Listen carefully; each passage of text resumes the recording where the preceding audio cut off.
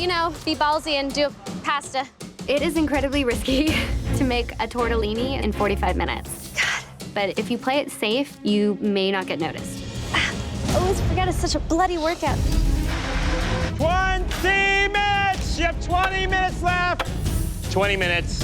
Feel short on time, which seems to be my downfall. I am very much under the gun. Man alive, why did I do this to myself? How do you do this every week? This is a lot of stress. I haven't even stuffed my tortellini yet. I don't think I'm gonna finish. Young Taya. Hi. Wait, what's going on? I'm making a tortellini, so I've got like a ricotta sausage, and then I'm gonna do a peach sauce. But I'm running out of time right now. You're all right. Remember, those ravs only take a couple of minutes to cook. Only tip I would say is remember when you're doubling this pasta up, it swirls in the water.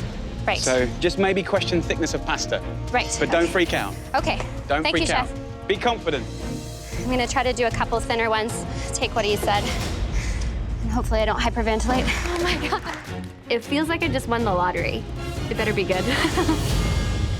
I did a Ndoya ricotta stuffed tortellini with white wine peach sauce and warm peach salsa. Oh man, I can't believe you're gonna eat my food right now. Let's do it. Woo.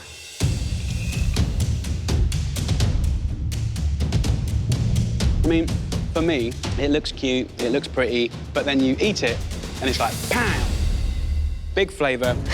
You've got the big, smoky flavor of the Ndoya and the lightness that kind of comes with the ricotta. And then the sauce, I've never had anything like that. I like the introduction of peach. And actually, across Italy, they use peaches in many interesting savory ways. So, good job, girl. Very impressive.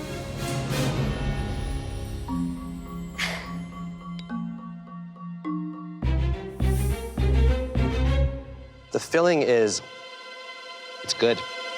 The sausage has that heat component, and the peach just cools it right down. But I think the sauce is a little bit heavy. But the dish is very ambitious, and you're showing that you're here to push yourself. Yeah, Chef, I am. Great work. Thank you. I had no idea if these flavors would work, and they did, and Jamie Oliver likes it. Oh man, that was so good. I don't eat meat, so surf and turf, it's definitely a risk. But I came here to take risks and win MasterChef Canada. Mary has been so good with meat, I sometimes forget she's a vegetarian. When I'm cooking meat, I need to go by eye and smell and feel. This pressure is insane. As I'm shucking the oysters, I am so full of adrenaline right now that holding the oyster knife is nearly impossible. Mary is struggling with those oysters big time. In the pandemonium, I realized that I didn't take my beef out of the oven. That meat has continued to cook. Mary's looking frazzled at those steaks. I don't think she's happy. I'm really nervous that I've accidentally overcooked my meat. I am panicking. That doesn't look like medium rare to me. You don't know it until we cut into it. It's gonna be the moment of truth. So this is my take on surf and turf. It's a seared beef tenderloin with fried oysters and an arugula and sea asparagus pesto. It's a beautifully composed plate on every level. But I know right now you're absolutely agonizing, wondering what is happening inside of this piece of meat here. I am just cringing, waiting to see the center.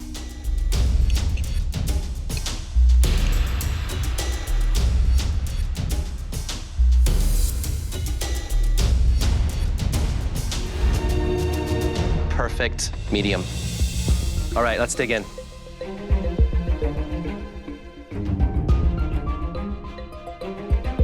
Mary, the ingredients that you chose to put on this dish, I think were well thought out. They work together, and it's a fun play on surf and turf. The oyster, briny, salty, added that wonderful savory pop. A lovely, thoughtful, excellently executed dish. Thank you.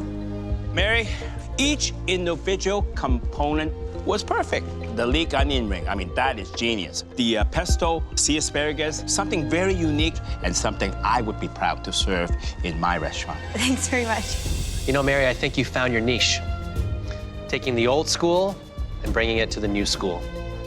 It's such a beautifully composed plate in terms of the combination of flavors, presentation, the sea asparagus with the arugula and a pesto. That's the first time I've ever had those two together, and they work brilliantly. It's pretty outstanding. It really is. Thank you. Today, I'm going right back to my roots. I'm gonna go all baking because I think that's the real root of desserts. I'm taking the idea of an Asian banana split and fusing it together with the French dessert, Saint Honoré Gâteau. It has these little profiteroles on top filled with pastry cream, and in the base, you can use a puff pastry, but you can also use a tart. I've never made a Saint Honoré cake in 75 minutes of my life. Usually, it takes half a day to make all the components, but I'm taking the risk by making small portions of each component. Oh my God, this. Stop! Pause your cooking. Oh no. Time for the twist. There are a lot of different flavors going on in your desserts, and we're a little worried it's gonna cause chaos for our palates.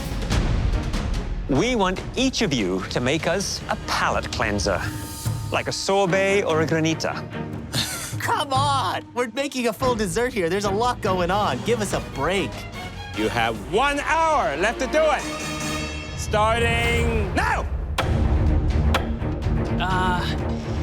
Palate cleanser. Okay. Seriously, guys, what are you doing to them? This twist? Too much, too much. Raising the bar, it's what we like to do. I'm really not happy about this twist. I planned out all of my time without any extra, and now I gotta do this? This palate cleanser twist might send me home. This whole season, I've been getting tossed around in the dessert competition. I lost to Andrew on the plant-based challenge. Last week, I was voted to have the worst dish out of everybody. None of the flavors really worked for me. It's just punching you in the face with truffle. It feels kind of like two different things on a plate. It's a little confusing.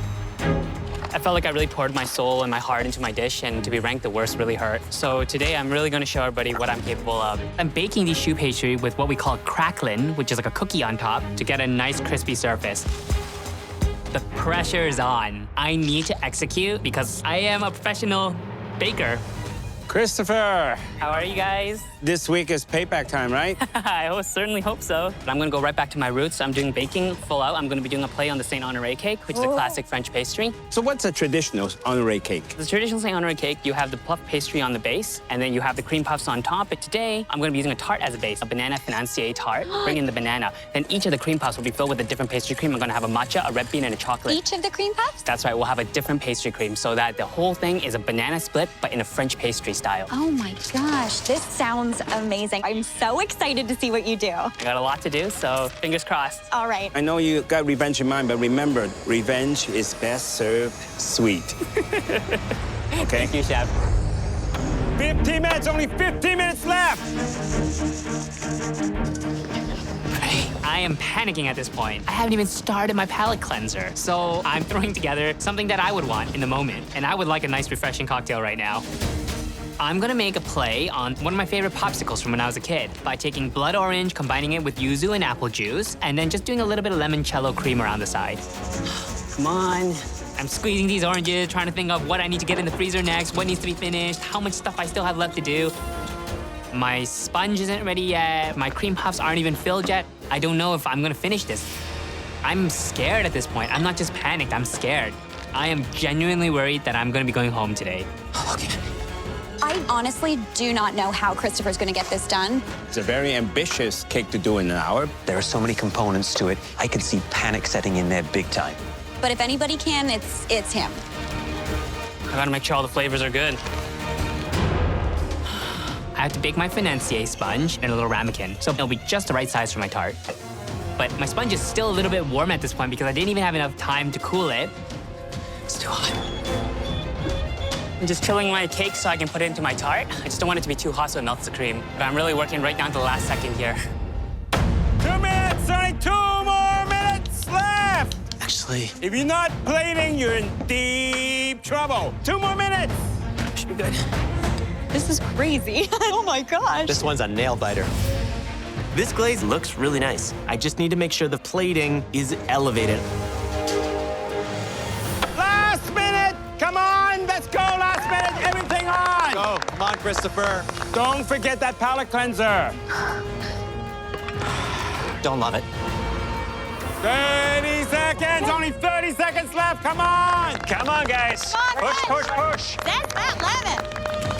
10, 9, 8, 7, 6, 5, 4, 3, 2, 1, hands up! I'm very nervous. I took a huge risk, and I'm just wondering, is this enough?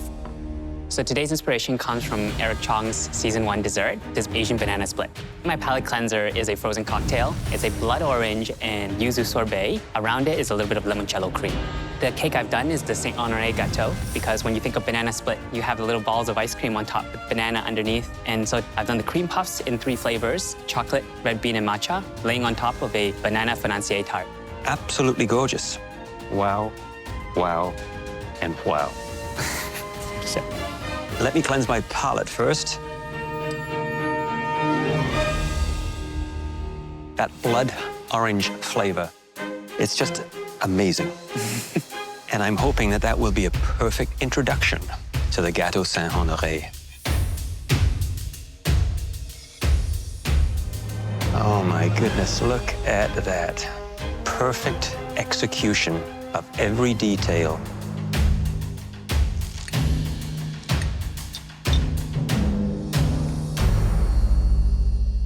The pastry crust is perfect. Crispy, crunchy, that wonderful, rich pastry cream, flavorful, and then that caramelized banana in all its glory. It just shines. thank you, Chef. We asked for legendary, and I think you've delivered. Thank you very much.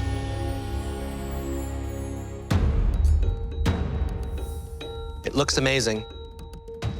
Wow. That sound.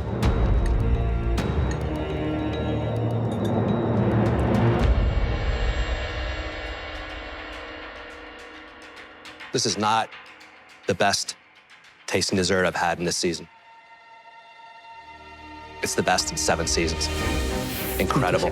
Those flavors just pop out. I love how you took Eric Chong's finale dessert, reinvented it, twisted it, the matcha, the banana, the red bean. You've brought so many gifts to this kitchen. It's amazing. Thank you, Chef. Woo! Yeah! Good job, Christopher. Nice work. So proud of you. They have to duplicate a restaurant quality dish 21 times. All that in 90 minutes. That is not easy by any means, even for us. I mean, just the butchering and the filleting, that's gonna take a whole chunk of their time. I'm making smoked venison with braised kale, a roasted squash puree, and baby beets. I think the venison is actually one of the easiest proteins to tackle in this challenge. There's just the trimming of the silver skin on the tenderloin of the venison, and he's good to go. I could have just seared the venison.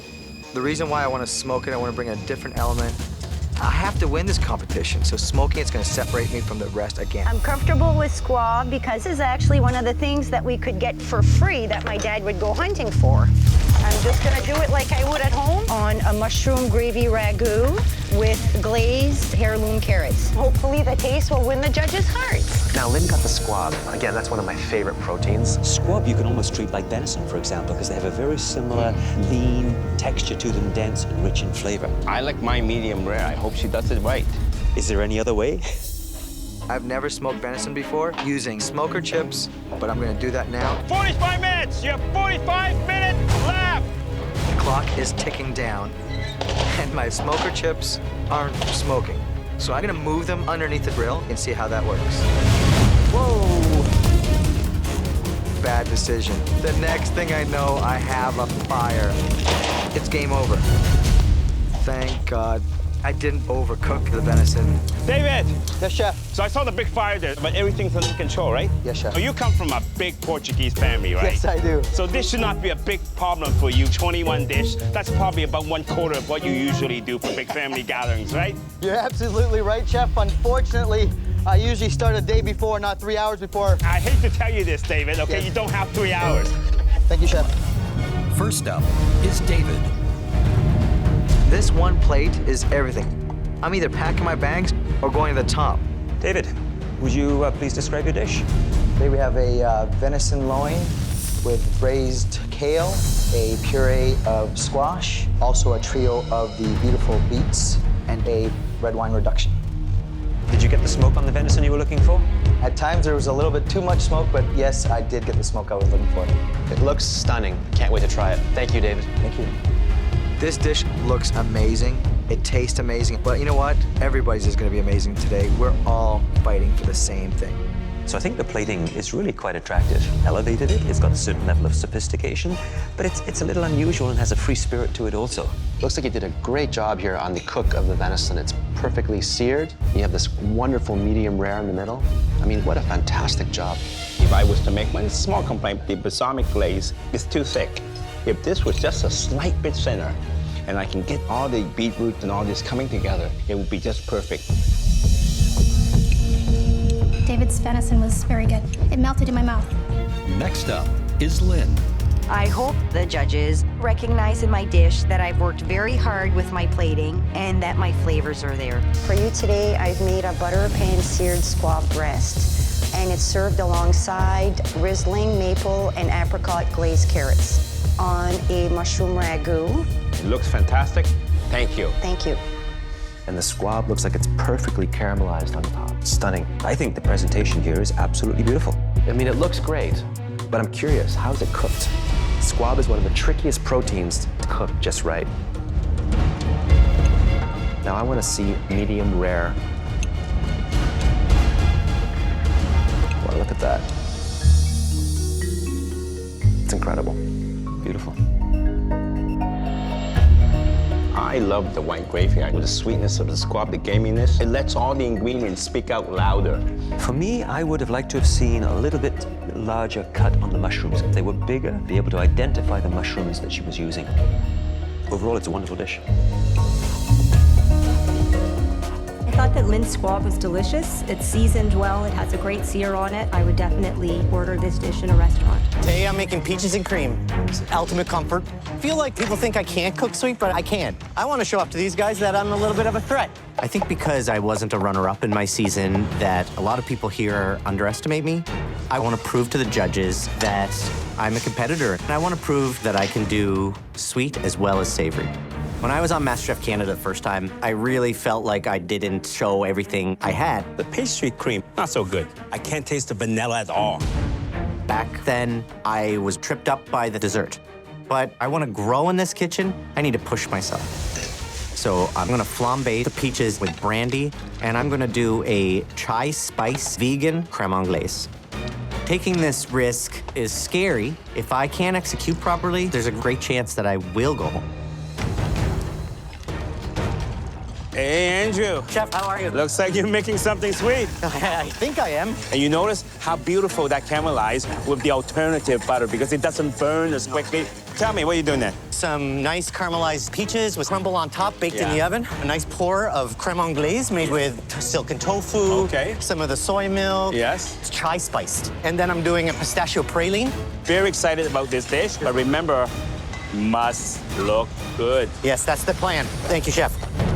I'm going to be making a praline for on top of the peaches. I need to cook some sugar to the right temperature, then add some crushed nuts, pumpkin seeds, and hemp hearts. My goal is try to elevate it as much as I can.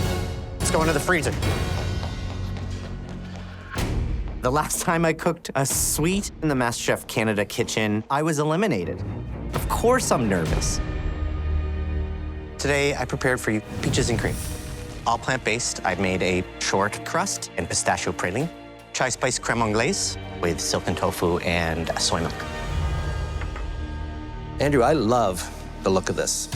Not only does it look like a restaurant quality dish, it looks like a 3 Michelin star dish. Good for you. And you're no pastry chef, right? Not at all. Wow, look at that.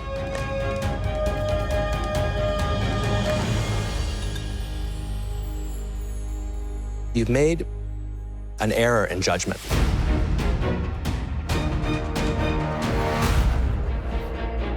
You don't think you're a great pastry chef. And you are. Thank you. This is the best peaches and cream I've ever tasted. You should be proud of yourself. Thank you. That's amazing. Andrew, I guess you're feeling pretty good now. I was worried for a second there, but yes. Question is, does it live up to the hype? It exceeds it. Thank you. I love the flavors, the freshness of those peaches, and the lemon I saw you put in really accentuates the flavor of those fruits. And your crème anglaise, light and creamy and yet warming. It really is a lovely, lovely little dessert. Yes. You knocked it out of the park. Well done, Andrew. Thank you. Good job, Andrew. Awesome work, buddy. Amazing. I feel so proud. Hearing the judges say that it looks like a 3 Michelin star dish, it's the highest praise. It's the highest praise. Oh, wow. I see a perfect plate. It's obviously executed by some sort of world-class chef. Wow. The smell is just so good. I just want to dig right into this dish. If you've ever wondered what a world-class dish is like, you're looking at one. A seasonal and savory wild boar entree, created by one of this country's finest chefs, Michael Bonaccini. Oh, cool. Oh my gosh, I'm getting it for free. This is awesome. Smells good, doesn't it? And I'm sure you want to know what it tastes like. So grab a fork and dig in.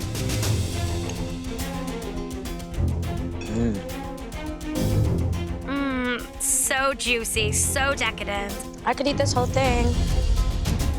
This puree is so smooth, it just melts in your mouth. That's really good. I'm a vegetarian, but even I know that this meat has a perfect sear on it. Now, we want you all to make your own world-class entree. So, you're gonna have to learn how to master a few techniques. The perfect sear, a velvety smooth puree, and restaurant quality plating. And I'm gonna demonstrate those techniques for you right now. Please come up to the front. We're gonna get a demonstration from Chef Michael. It's amazing. A ringside seat. Awesome. This is such a treat. Chef Michael Bonaccini is teaching me how to cook. Incredible. Presentation side goes down first because that's the nice clean pan. If you overheat the pan, you'll have a very leathery crust to the meat. You want to be hot enough to sear it, but not so hot that you end up scorching it or drying it out. Very, very important. We'll finish it off in the oven. All his movements are calculated. Everything has a thought process behind it, and it's just so cool to see him cook. To make the parsnip puree, very simple. In the pot, I have vegetable stock, cream. Once it's cooked, we add to our blender. I have never made a puree before. He makes it look so easy, but I'm aware how hard all these techniques are. Work that through, making sure that there are no lumps, no unpulverized pieces of that beautiful puree. Plating. So the first thing to go down will be the puree, which you can see how smooth that is. Gorgeous beluga lentils. There will be a little bit of negative space on either side, but for me, that provides balance. Cut the chop. So now we're exposing the beautiful cook on that meat. Food has to look beautiful on a plate from a chef's perspective, but it has to make sense for the guest who has to eat it. I think I'm a good plater already, but after seeing his thought process behind plating, it's life-changing. Everything has a purpose. Done. Now it's time to go back to your stations. That is really, really, really awesome. I'm making a pan-seared duck with a blackberry red wine sauce, fondant potatoes, and caramelized white onion puree. I love mystery box challenges just because I can use my creative mind. If I can serve the judges food that they haven't seen before, I've done my job. 30 minutes! You have 30 minutes left. I am making a New York strip loin, acorn squash puree, as well as a play on a teriyaki sauce. My advantage is I know what world-class food is. So I spent a lot of time in Japan a couple months ago. I went on a food trip, and I want to bring out those same flavors that I experienced there. Nice. Not bad for a first-timer. 2 minutes! You have 2 minutes left! You know, every chef has a unique style of plating. Looks like Jeremy's treating this like a replication challenge. He's doing exactly what you did. Well, I tell you, I don't want to see a direct copy.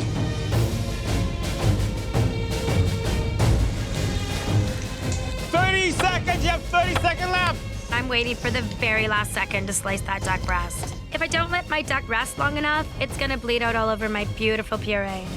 10, 9, 8, 7, 6, 5, 4, 3, 2, 1, hands up! Oh my God. Oh my God. I'm so thrilled. I have never made a puree before, so I hope they like it. I have a New York strip loin, and underneath is acorn squash and sweet potato puree.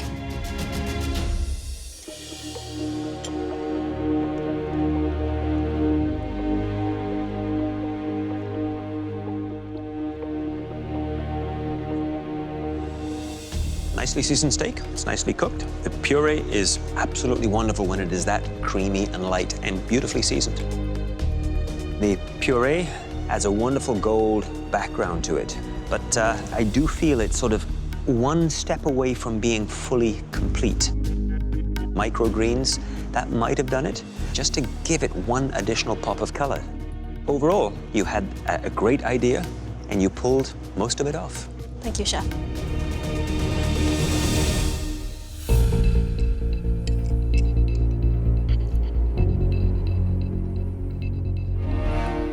Searing the beef, I think it's perfectly done. It's well seasoned, keep it simple. The puree, absolutely perfect, nice and silky. All the flavors, they all come together. It's almost world class. Thank you, Chef.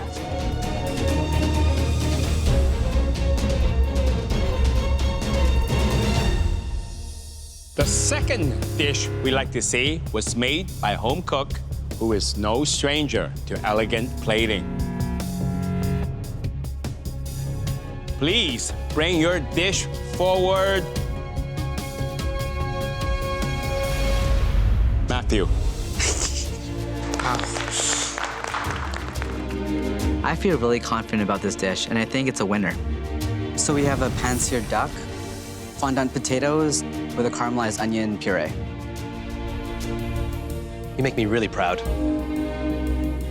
You have this ability to put food on a plate like a professional. Thank you. Let's give this a taste.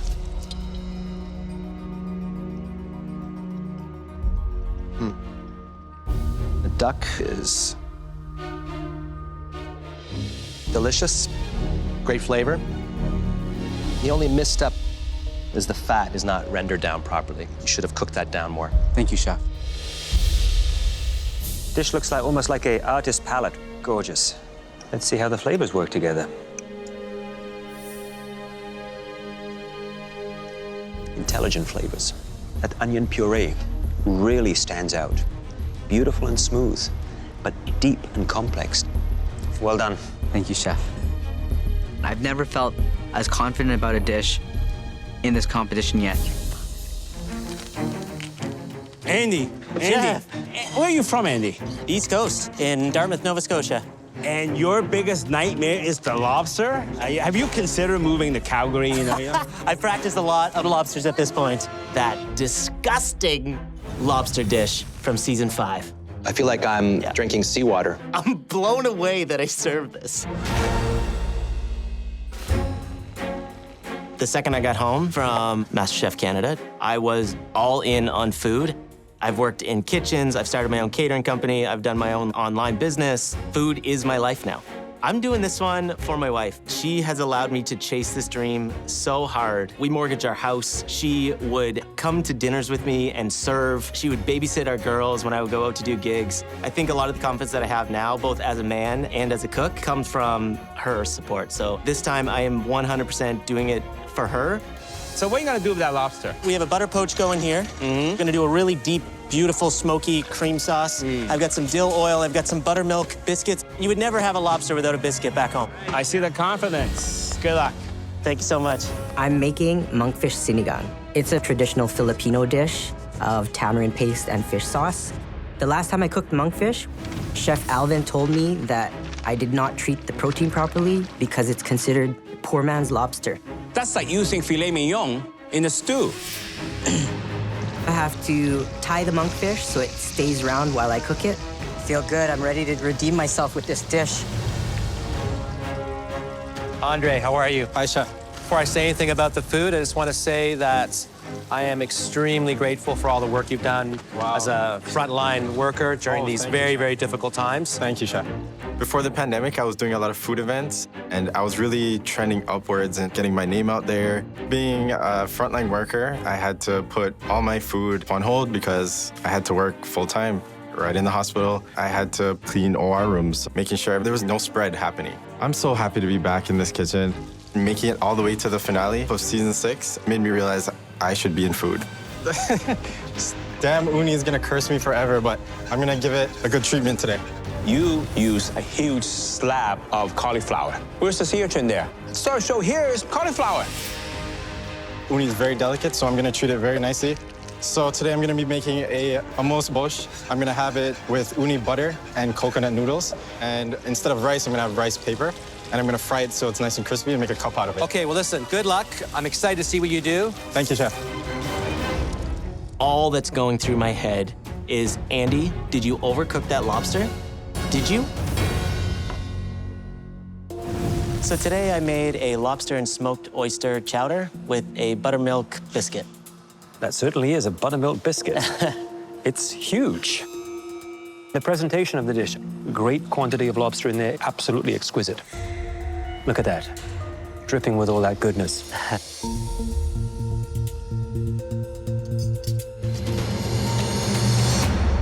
The lobster is spot on. This has great sophistication, great flavors, great balance. It really is a dish that I'd expect to eat at a restaurant. Well, thank you, Chef. Well done, Andy. Thank you. It's a monkfish sinigang. On the bottom is a tamarind and balsamic glaze and some watermelon radish for garnish. Amazing presentation. Thank you, Chef. I can't wait to sink my teeth in this. Everything is there. You got the fruitiness coming from the tamarind and the extra layer of flavor coming from the balsamic. Now, the monkfish is a poor man's lobster. Man's lobster. Okay? And I can tell you, this is a rich man's dish. Yes. Thank you, Chef. Thank you.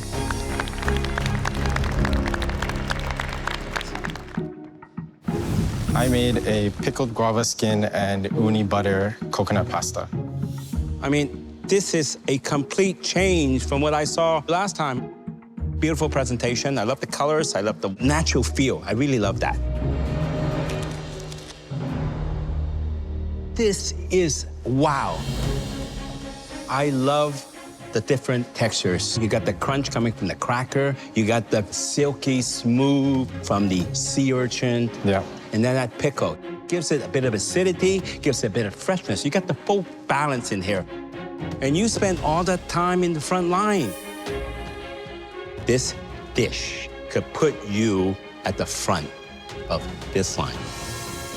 Thank you. Oh my God. Because of work, I didn't think I was ready to come back here, but I'm glad I did. I'm proud. My main course is gonna be lamb two ways. I'm gonna be serving it with a celeriac puree. I'm gonna be braising lamb shanks, and I'm gonna be braising lamb tongue. Both of my cuts take a really long time to cook, so I'm going with the pressure cooker again. I think the trickiest meat to cook in a pressure cooker is the lamb. There's less fat. And if you overcook that, it's going to become stringy and dry. It's a lot of added pressure, so I'm hoping for the best. It's important for me to nail this lamb for my mama up there watching down. She's the one that introduced me to lamb, and I just want to make her proud today. I want to win so bad. My food dream is to open a restaurant. I'm not sure what kind of restaurant. I can tell you it's going to be called Valerie's, though, named after my mama. Good boy, Trev. Stay focused. 20 minutes. You have 20 minutes left. Just got to get that puree going. The tables have completely turned. Taya is cool, calm, and ready, and Trevor is trying to play catch-up. I'm way behind. I'm rushing to get this finished. Look, look, look. It's caught fire. I look over, and my entire pressure cooker is in flame. I put too much port wine in my pressure cooker. I'm freaking out. Whenever you add alcohol into a pot. Always make sure that pot starts cold. It's a very hot pot. It can ignite right away and can take away a lot of hair, like Michael. I mean, I had to restart it up. I lost a good 10, 15 minutes of pressure cooking time. You got it, Trevor. I hope my lamb shanks are tender. I looked down at my lamb and I couldn't be happier. It's exactly how I envisioned. Beautiful. Get it going, buddy. All right. He's running out of time. My lamb reduction, I gotta get reduced before it goes on the plate. It's too fatty, it's too winey. I'm cutting it really close. And this is a sauce that needs usually hours of reduction. He's gonna try and do it in minutes. He is really pushing it now. Keep an eye on that for me. Pull it together. I gotta get back on track. I gotta be able to plate. My plating is everything. The first entree the judges will taste is Trevor's braised lamb shank and lamb tongue with celeriac puree and vegetables. judging from looks alone, this is a piece of art. It has this progression from color to meat. I just love this. He's plating like a true professional chef. Always has, and I think that's one of his strengths.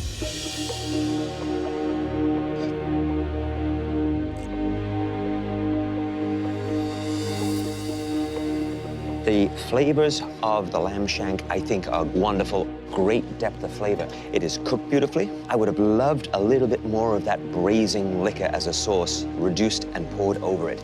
His celery root puree, creamy, delicate, well-seasoned, really nice. The shank, nice and tasty. My tongue was nice, soft, and tender. I love these little beetroots. That's an extra touch, earthiness to the dish. I love this dish. The vegetables, I think, are world-class. Perfectly cooked, perfectly cleaned. It's really smart. There's not one ingredient out of place. Absolute perfection.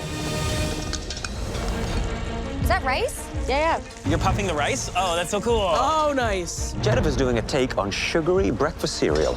I love breakfast cereal. Many a chef finish their night with a bowl of sugary cereal. It's more Saturday night than Saturday morning. Good. Puffy.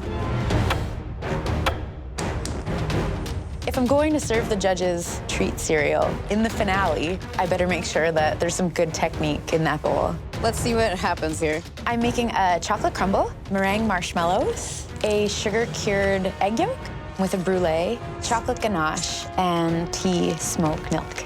Jennifer, Hello, Chef. you're gonna How tell are me, you? why tea smoked milk? Something that I think is so nice after a meal is a sweet and a tea. And I use my favorite tea, which is birthday cake flavored. I just think it pairs really well with this. You got a lot going, you got a lot of treats coming. I can't wait to taste it. Yes, Chef. How do you think of smoking milk? Oh, I don't know what happens in there, really. Looks great, Jennifer. Just to see Jennifer in her element doing what I've always known her capable of doing is amazing. You have 1 more minute left. Come on, 1 minute. Let's go. Get it out. Come on, guys. Look how soft that ice cream is that Andre's scooping out. It looks gorgeous. Let's go. Wow. These dishes look pretty incredible to me. Yes, Jennifer. 15 seconds. Finish strong, finish strong. 10, 9, 8, 7, 6, 5, 4, 3, 2, 1. Heads up! Jennifer, please describe your dessert. Tonight I've made one of my favorite dishes, treat cereal. There's a chocolate soil in the bottom. I've puffed a variety of different rices. I've made some marshmallow meringue. There's a chocolate ganache bed for the sugar-cured egg yolk, and I've tea smoked milk. This isn't just a dessert, this is an experience. Oh. Wow.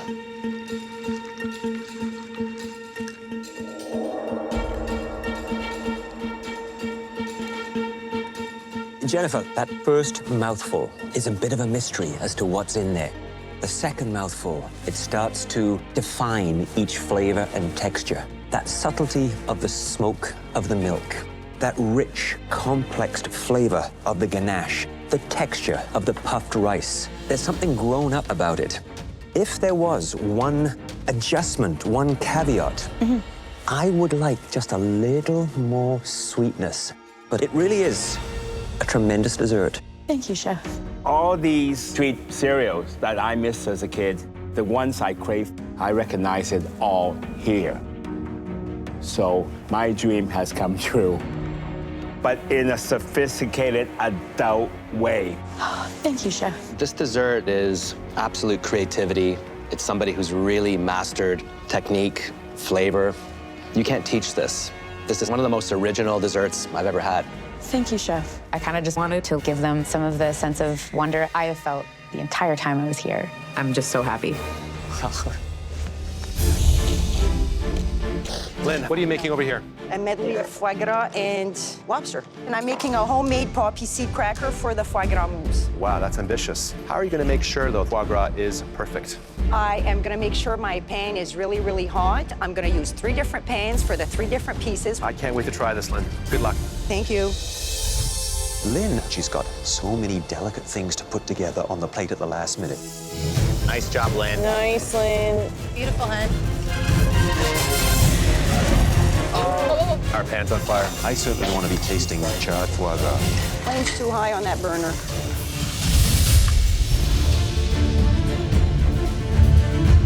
Wow, Lynn. That is awesome. That is beautiful. I can't believe how incredible Lynn's plate looks. Oh, there goes the spiral cracker. 1 minute! You have 1 minute!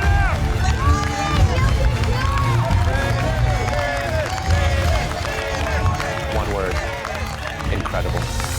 10, 9, 8, 7, 6, 5, 4, 3, 2, 1. Hands up! I want everything on my plate to be perfect.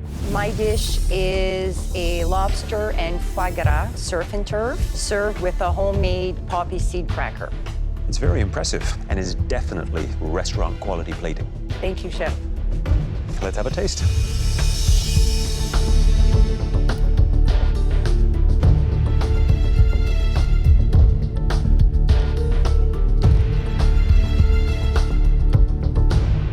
Lynn, when I was watching you cook the pan-fried foie gras, and I saw this enormous plume of smoke, I thought for sure you had destroyed that foie gras. But it was seasoned beautifully, caramelized on both sides. You nailed that piece of foie gras. This has to be one of the best surf and turfs I've ever had. Thank you. Mousse is difficult to make, period. And I must say, you did a fantastic job. The lobster meat gives it a rich taste of the sea, which goes very nicely with foie gras. What really impresses me is this beautiful cracker because it cuts into richness. Beautiful. Thank you. You've nailed every component. It's amazing to see how you've evolved. You have this confidence now that wasn't there before you came here. Incredible. Thank you. Looks like he's just about to start working on his noodles. He is, to me, almost the pasta master. He loves working with noodles, and the fact that he's using a guitarra, which is a special little device, an Italian device to make those noodles, shows that he's very confident and comfortable that he can make a really great noodle. I think I'm being the right amount of ambitious doing these techniques for my entree because it's all calculated and I know I can execute it. 30 minutes. You have 30 minutes remaining. You're now at the halfway mark. The cooking of the lobster has to be perfect. Lobster is a family favorite, and I definitely can't let them down because I feel like I disappointed them in the lobster challenge before. How you doing, Eric? What do you have in here? A lot of herbs, spices, coriander, lemongrass. Your lobsters are chilling? How are they cooked? Are they medium rare right now? They're slightly under. Oh, look at that. How long did you cook these lobsters for? 8 minutes, Chef. 8 minutes? Yeah. Chef Claudio thinks I overcooked my lobster. I just have to push through and execute this lobster dish. I can't go home unless I'm Canada's first Master Chef. Yeah! Can I have some? 1 minute! Your final minute! Come on, get him on the plate, plate him up, let's go, let's go, let's go! I'm happy to get a real walk and just cook some Asian food. I'm back in my element and stir-frying these noodles. 30 seconds! Woo! Come on, Rita! Yes! Beautiful! 10, 9, 8, 7, 6, 5, 4, 3, 2,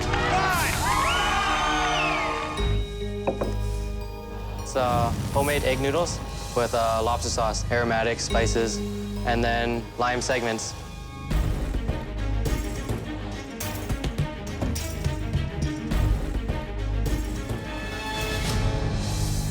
Eric,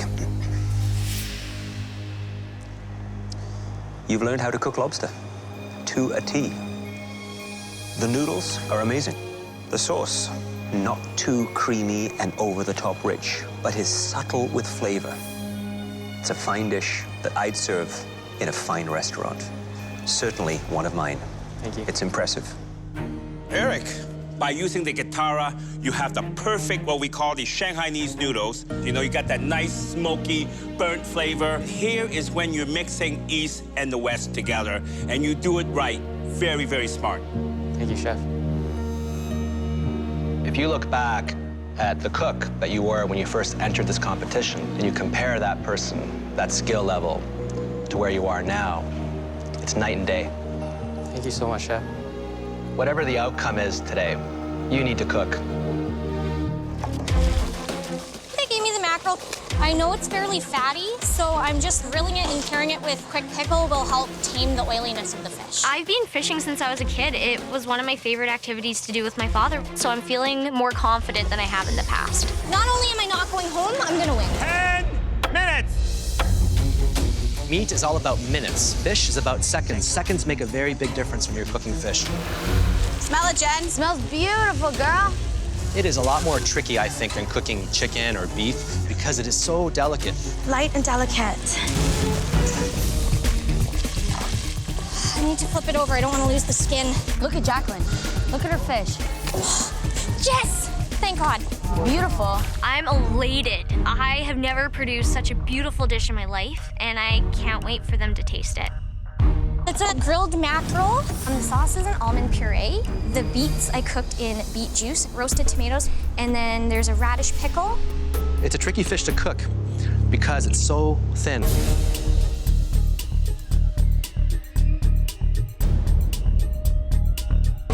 It's perfect. It's a beautifully balanced, beautiful to look at dish. Honestly, it looks like we're in a restaurant right now. A great restaurant. Thank you so much. It is such a big, distinct flavor on mackerel. Yes. So what did you use to counter that? I did a pickle on the pieces of radish you see.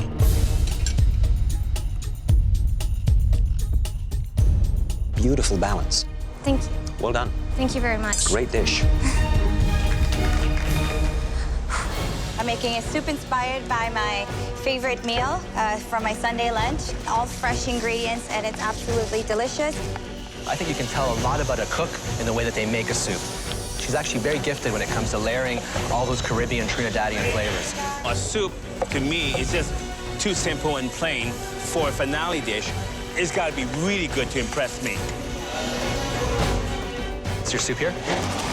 Sorry, Chef. Oh my God, I am so sorry. Chef Claudio is wearing my soup. This is definitely not a good start to today.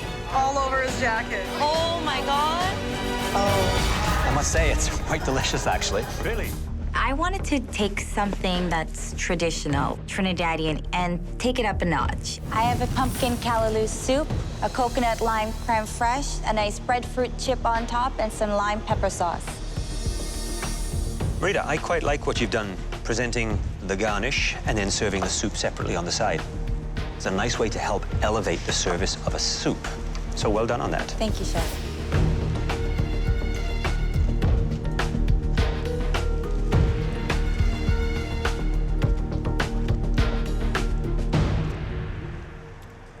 Rita, the flavors are absolutely delicious. The gentle heat, the creaminess, and then garnishing it with these wonderful jewels of pumpkin, the crispy fried pork tail, the flavors of the cooked down carrots and onions, the little shadow beni, the contrasts. This is an elevated Caribbean soup. Your presentation has improved dramatically. I mean, this is restaurant presentation.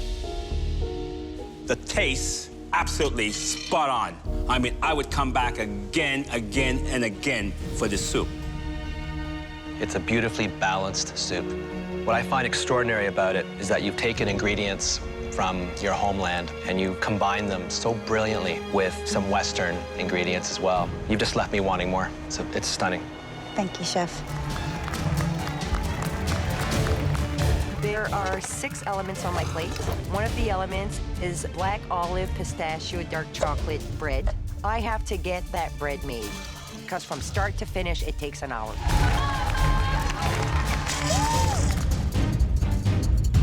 Hi there, Lynn. Hi, Chef. Can you walk me through each component of your dessert, please? I have pistachio brittle. My mom cooks brittle, and she puts it in tins, and that's what people want for Christmas. Wow.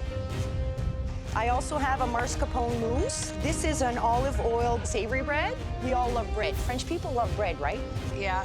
It's true. I'm making glazed apricots, and that will be served alongside Chateau de Bourgogne. Sounds like you've got a lot to deal with. Yes, Chef. And if there's anyone who can pull it off, I'm going to guess it's going to be you, Lynn. Thank you, Chef.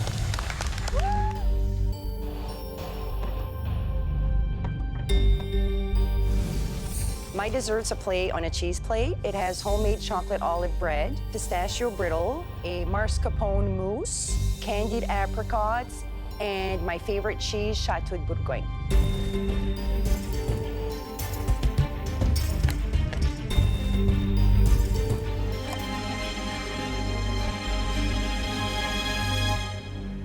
Well, then, this is an intelligent dessert.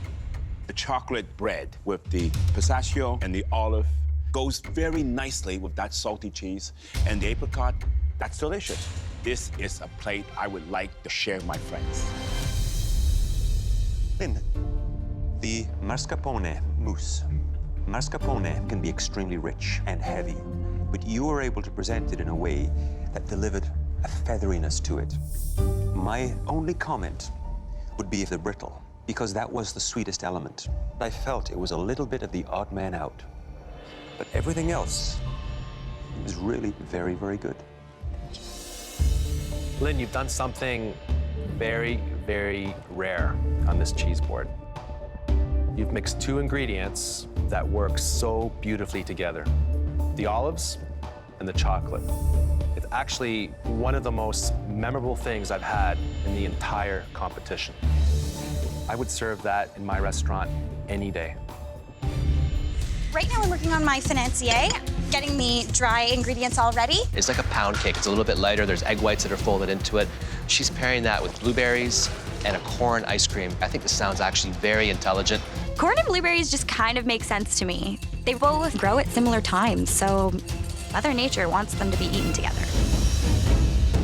Mary, Hello. how you doing? Are you feeling confident? I am feeling confident. I'm confident with my flavors. It's gonna be tasty and different. How do you feel about what Jeremy's doing? His dessert sounds incredible. It does sound incredible, and it's a lot of flavors I've never worked with before. He has a beautiful, beautiful palette. I'm gonna have to run to the blast chiller, I'm sorry.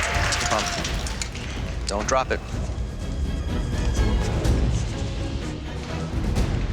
I'm worried about this.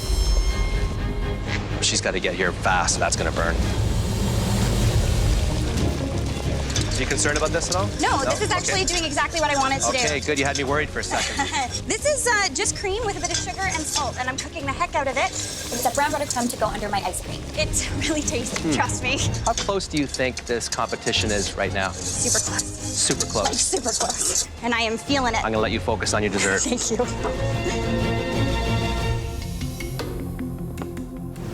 I made a blueberry financier with some brown butter crumb, some kettle corn for the plate, a blueberry sauce for the bottom, and a buttermilk corn ice cream. All right, let's taste.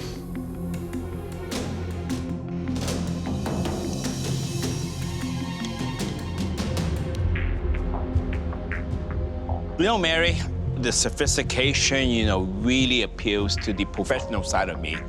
But that popcorn, I want to dive in like a kid. All the flavors, they all come together. I can taste the corn, I can taste the maple syrup, the crunchiness, the different textures. So everything in this plate works. Thank you so much, Chef. Mary, this is truly a lovely little dessert. The actual cake itself has a sort of a humble quality to it, but with your presentation, you've been able to elevate it. The panancia cake has a little bit of a lemony touch to it. It has a little bit of that cornmeal, which adds a nice little texture crunch to it. Beautiful blueberries in there. Wonderful, absolutely wonderful. Thank you. Everything works so well together. The corn ice cream is incredibly intense. I like the way you reinforced the theme of the corn ice cream with the popcorn. It feels like a road trip, going up to your cottage, stopping off, picking up some blueberries, grabbing some corn. Amazing. In fact, I'd love to have it on my menu at my restaurant. I think it's playful, it's intelligent, it's all those things you want in a dessert. Thank you so much.